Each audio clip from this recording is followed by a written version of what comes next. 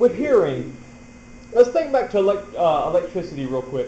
Whenever we had a generator, okay, if I took a generator and I plugged it up to a battery, what would the generator do? It would spin. It would turn into a, the fan has one of these, electric motor, right? Okay, so if you took a generator plugged up to a battery, a generator is an electric motor, as long as it has permanent magnets, and that's the long word, but whatever. And the opposite was true. If I took an electric motor and I spun it, then I would get a generator, right? Okay, so we're going to get a similar kind of property with sound. Remember yesterday we talked about a speaker and we said we put in electricity that makes it move forward, and then we reverse electricity that makes it go backward, and we keep on reversing electricity goes forward, backward, and that makes the compressions and rarefactions, right? Okay. What do you think is going to happen to a speaker then if I take sound and aim it at the speaker? Okay, well when the compression comes, the speaker's going to move back, and then when the rarefaction comes, the speaker's going to move forward. So you see how if a sound wave hits a speaker, it's going to make it move back and forward. Okay? That's a microphone. Okay, so therefore, if I use a generator in reverse, I get an electric motor. If I use a speaker in reverse, I get a microphone. Okay? And if I use a microphone in reverse, I get a speaker. Okay? And so that's essentially what human hearing is.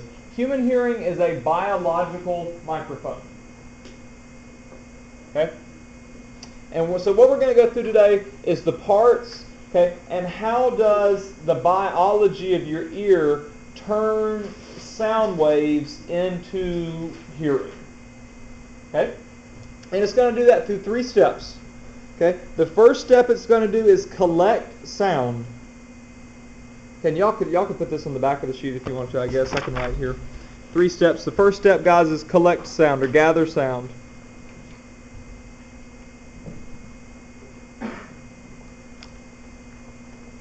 Okay, the part of your ear that gathers the sound is your ear. It's the part you see, right? Okay, so typically any animal that hears really well, we typically see really big ears, right? Okay, so the first step is gathering sound. The bigger the ears you have, the better you do that. Nah. Us bigger people. Sorry. Okay. The next thing you do, guys, is you amplify the sound.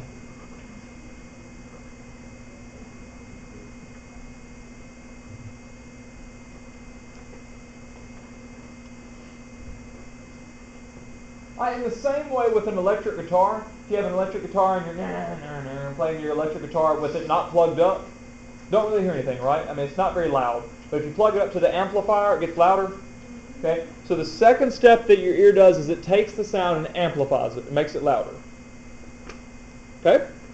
And then the last thing that your ear does is it translates the kinetic energy into electrical energy.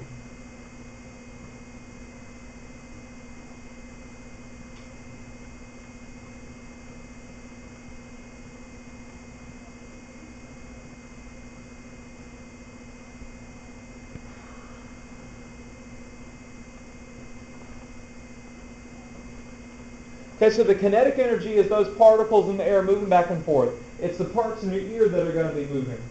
Okay, it's going to take that energy and it's going to read that energy and turn it into electrical energy. And it's going to send that to the brain. Okay, so it picks up the sounds, it amplifies them, it makes them louder, and then it takes those sounds, that movement of particles, and it transfers it into energy. Okay? The way your body senses anything is by sending electrical impulses to the brain. So if you're tasting something, that's an electrical impulse going to the brain. You touch something hot and you get burned, that's an electrical impulse going to the brain. Okay, so the body communicates through electrical impulses. Okay, so your ear makes some electrical impulses, sends it to the brain, and then your brain decodes that. Do you think your brain decodes those electrical impulses instantaneously from the end? No. No. Okay. No, it doesn't. So there's actually a little bit of a delay. Okay, hearing isn't instantaneous. I mean, when the sound comes in, it's like, bam, I hear it. Okay, there's a little bit of a delay. Do you think that your brain translate sight instantaneously? No. Okay, there's a little bit of a delay there. Okay, you don't sense the delay because your brain's smart and it lines them up. Okay, so your brain knows how much delay your ears have and how much delay your eyes have, and it just lines them up so that it works right. Okay. But technically, you're perceiving those just a little bit after they hit your ear, or a little bit after they hit the light waves hit your eye. So, important parts here. Our ears are going to come in three regions. Okay, the outside region right here, the region name is the outer ear.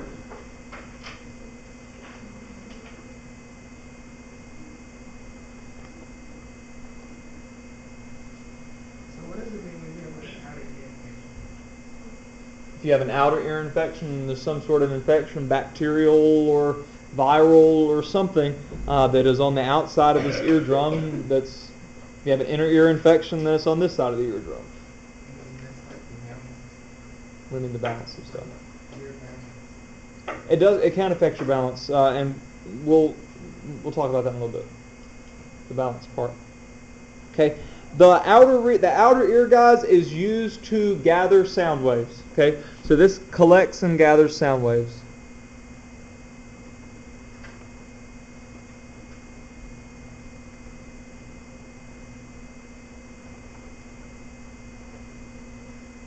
All right, and it's going to take those sound waves. Okay, so I have sound waves coming in here.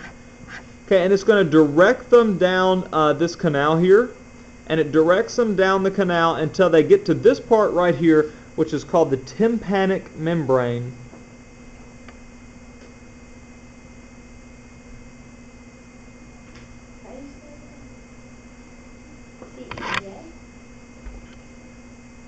T-Y-M-P. T-Y-M-P-A-N-I-C.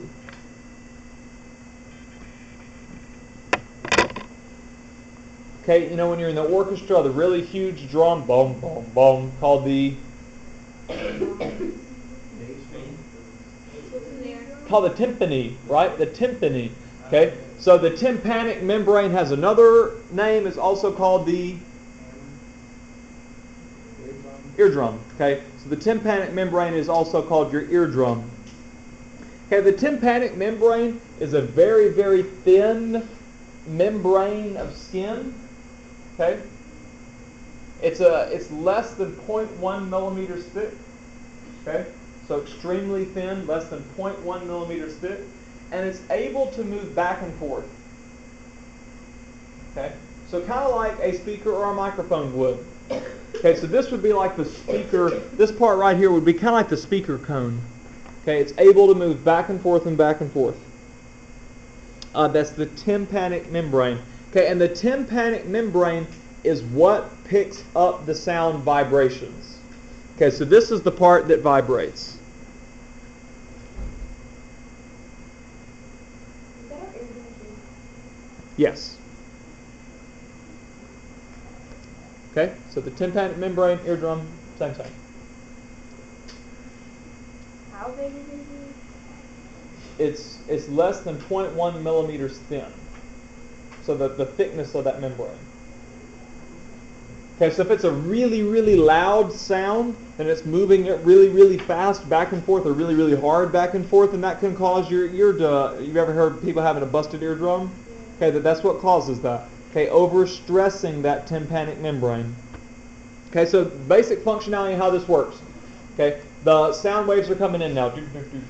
Right, okay, those compressions and rarefactions are coming toward me. Are particles moving toward me? No, okay, just the energy is moving toward me. Okay, so that first let's say I'm the tympanic membrane. The first compression gets to me. Now that compression moves into where it's right in front of me now. I have a compression right here, so I have high pressure in front of me, low pressure behind me. So what do you think is going to happen? I'm going to get pushed back, right? I have high pressure in front of me, low pressure behind me, I get pushed back. Okay, so in terms of your tympanic membrane, a compression comes in and it moves that tympanic membrane back. Okay, but right after a compression we have a rarefaction, right? Okay, so now I'm going to have low pressure in front of me, high pressure behind me. So that's going to make me move forward. Okay, so then it moves back forward again. Do you see how as compressions and rarefactions are coming in, that's causing the tympanic membrane to move back and forward? Back and forth, back and forth. If it's a really high frequency sound or really high pitched sound, it's going to move back and forth really fast. If it's a low frequency sound, it moves back and forth slower. Alright, that tympanic membrane is going to transfer that energy into this middle region here called the middle ear.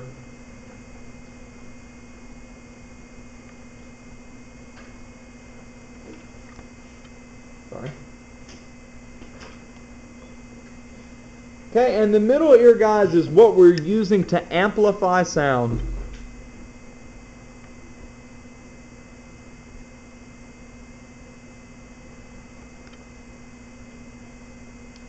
And the middle ear consists of 3 bones. They're the body's 3 smallest bones. And so these 3 separate parts, guys, are bones. The first one right here is called the hammer of Thor. No, not really. Just hammer. Okay, this middle bone here is called the middle bone. No, I'm kidding, it's not. It's called the anvil.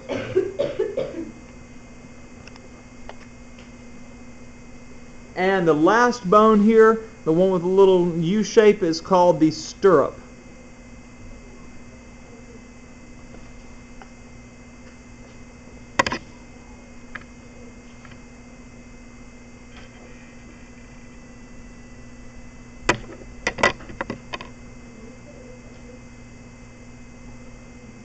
Hammer.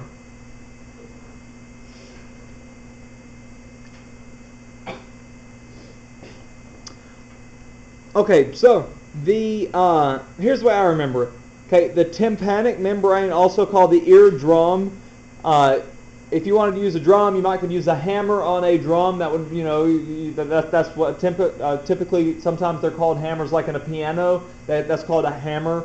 Okay, so a hammer goes on the drum. That's how I remember that order. And then this one right here, it's kind of split in the middle. A stirrup on a horse saddle is where your feet go, right? Okay, so that kind of looks like 2 legs to me. So I just call it, that's the stirrup. That's what I remember it. So hammer, anvil, stirrup. The smallest of those is the stirrup. Smallest bone in the human body. Okay, and once again, those bones right there are used to magnify or amplify the sound. Okay, essentially what happens, guys, when this eardrum moves back, it's going to move the hammer. Okay, and that builds up a little bit of elastic energy. Okay, it kind of compresses some, and then the anvil and the stirrup absorb that elastic energy and it amplifies the sound. So I almost kind of think like if you push on a spring, how that kind of if you were sitting here pushing on a spring, how that spring would kind of store some of the energy and then release it. Okay, so that's essentially what's happening there with the anvil and the stirrup. Y'all don't really need to know that. That's just free. Okay. All right, so sound waves come in. They hit the tympanic membrane. It starts vibrating. It picks up those vibrations. It sends those to the middle ear where those vibrations are amplified. Okay, and then the middle ear is going to take those vibrations and give them to the inner ear.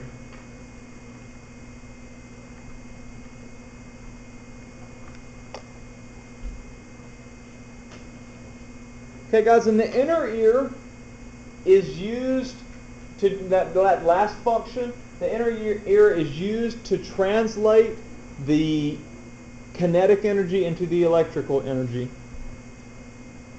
So I'm going to say sends electrical signals to the brain.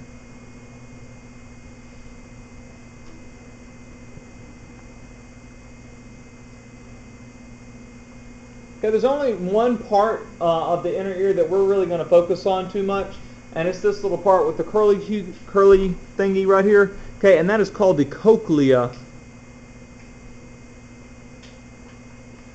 Cochlea, cochlea.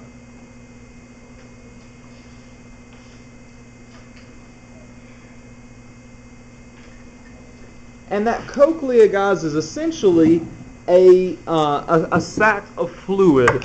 Okay, so right here in this part of the cochlea, I have a sac of fluid. Okay, and it's some water and whatever else. It's a fluid. Okay, and if you see, the stirrup is attached to that. Okay, so the stirrup can push on that sac of fluid. Okay, so if the stirrup pushes on that sac of fluid, what do you think happens with the fluid in it? Well, it's going to move, right? I mean, if you push on the sac of fluid, the fluid inside of it's going to move.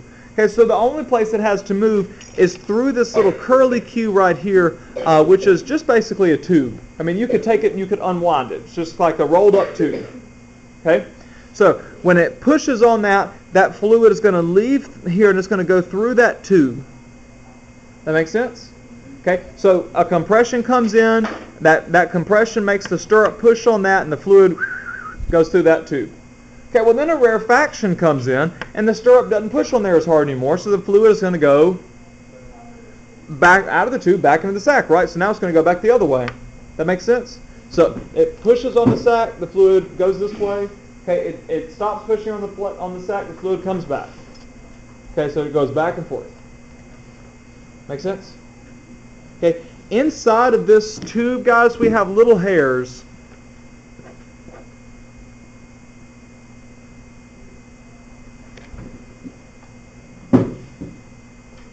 Okay, what happens is when that fluid goes by the hair, do you think they stand straight? No, they probably they bend some, right? Okay, so here's the sac over here. Okay, it pushes on the sac. I'm a hair. I'm gonna right. Okay, and then it stops pushing on the sac. Now I'm gonna go this way, right? Okay, and then there's no sound. I stand back up, right? Okay, so essentially, those hairs are what picks up the sound in the same way that if you blow over your skin, you can feel the air moving past your hair, right? Same thing happening here. Okay, so you're essentially feeling the liquid go past your hair. Okay, then your brain takes that feeling and turns it into sound. So sound is really a sensation of feeling. Okay? Let's go over that process one more time. Okay? A compression comes in. It takes the tympanic membrane, pushes it back. Okay, that's going to take all these bones and push them back. When they get pushed back, they squish this sac of fluid, okay, which makes fluid go through here. Okay, when fluid goes through there, it pushes hair over, and when that hair gets pushed over, you feel it, and then your brain interprets that as sound. However fast the hair goes back and forth, then that's how high the sound is. If it goes back and forth real slow, then it's a lower sound. Okay? So, hearing loss. Okay, we tend to start to lose hearing as we get older, or if we listen to something really loud, we can lose some hearing. And essentially what happens, guys, is these hairs have a limit to how much they can bend. Okay?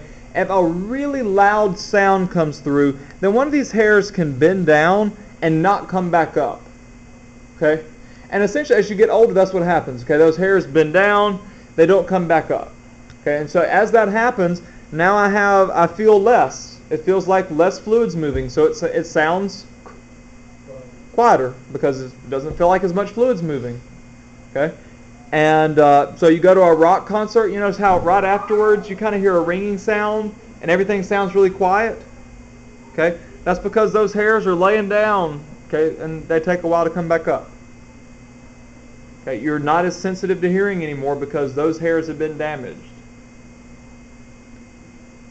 Make sense? Or any concert, or I mean, not like a classical music concert. I don't think that would hurt your ears too much, but I guess it could.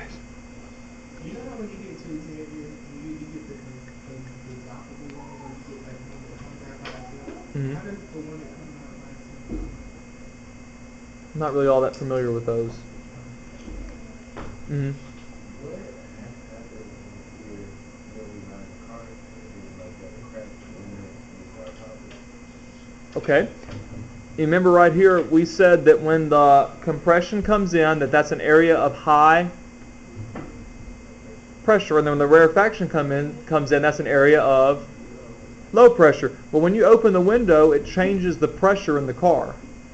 Same thing with when you go up in up in an airplane. Okay, the pressure around you is changing, and when that pressure around you changes, it kind of messes with your hearing, messes with your ears a little bit. What do y'all think causes dizziness? Stand up too fast.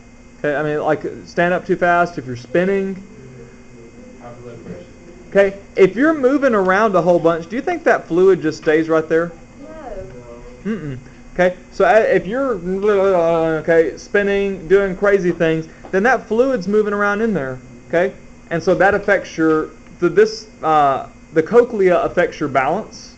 Okay, that the stability of that fluid affects your balance, and it also affects dizziness. Okay, the fluid in the middle ear or in the inner ear. Every time. What do you mean every time? Like getting up fast. Like you're not spinning and you're just getting up. I think it has to do with blood to the brain, but it could have to do with that. I was going to say something else. I don't remember what. Well, that's tragic. I have a little video to show y'all.